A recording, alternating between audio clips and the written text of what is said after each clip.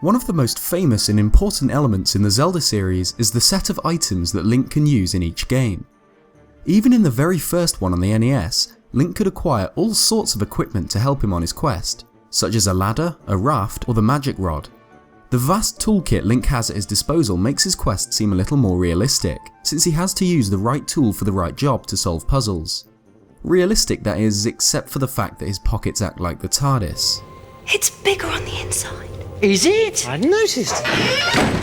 And hopefully the next Zelda game for the Wii U and mysterious Nintendo NX will be no different, and will feature as extensive a range of items as its predecessors.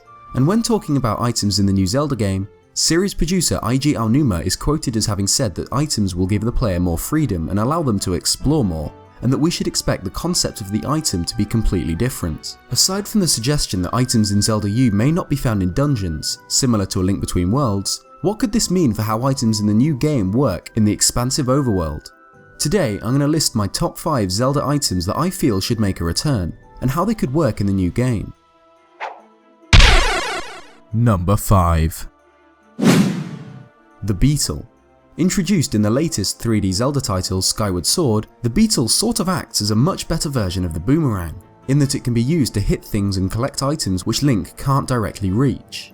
This remote control insect can be flown around the immediate area, and later on as the upgraded Beetle can be used to collect items and fly them around, such as bombs. With Zelda Wii U and NX having a huge overworld that will apparently house many of the game's puzzles, having a device like the Beetle that allows you free reign of the area would be exceptionally handy. Since it's such a new addition to the series, we've only seen it in one game, but I'd love it to get some more love in the new one.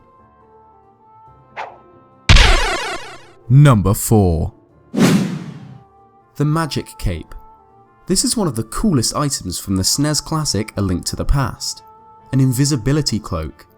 Located in the Hyrulean Cemetery, the cape allows Link to sneak past people unnoticed, as well as avoid certain traps in dungeons. It drains Link's magic meter while in use, so he can't remain indefinitely invisible.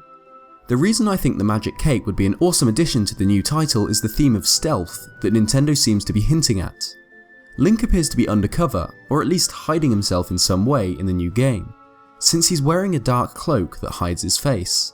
If it's true that Link must indeed keep a low profile at some points in Zelda U, what better item than an invisibility cloak to help him do so? Modern RPGs like The Elder Scrolls V Skyrim have used invisibility to enhance stealth segments, so it'd be great to see Zelda do the same. Number 3. The Lantern. Not as exciting a pick as the others on the list, I know, but this is one that I really believe needs a return in Zelda U. The best version of the lantern has to be the one featured in Twilight Princess, and that's the sort of item Zelda U needs. Since exploration of the game's huge overworld is such a big feature, it makes sense that the game will include an item that allows Link to explore the deepest, darkest caves in Hyrule. The Zelda series has always been about adventure, and to me, there are few things that capture this feeling better than entering a pitch black dungeon with only a flickering lantern to guide your way. Number 2. The Zora Armor.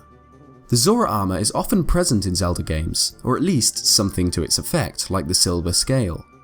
The Zora Armor allows Link to swim far better than before, as well as breathe freely underwater. This means he can traverse the waters like a Zora can, swimming to the depths of the deepest lake with ease.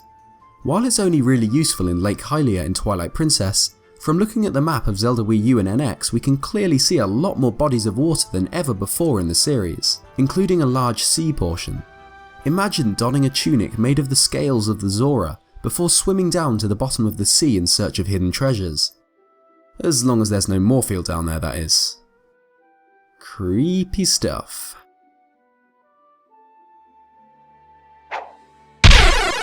Number 1. The double claw shots. What's better than the hook shot? The claw shot. What's better than the claw shot? 2 claw shots. It's safe to say that the double claw shots, while being a pretty unimaginative reward in the City of the Sky, are together one of the best pieces of equipment in Link's arsenal. If you've never played Twilight Princess or Skyward Sword, they turn him into a green Spider-Man.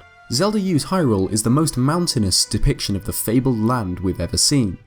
Combined with Aonuma's quote about reimagining item usage and letting the player explore more, this creates the exciting possibility of using the double claw shots like rock climbing gear to latch onto rocky surfaces and haul Link up steep mountainsides. This would allow for a level of exploration never before seen in the series, which is what the new Zelda aims to do.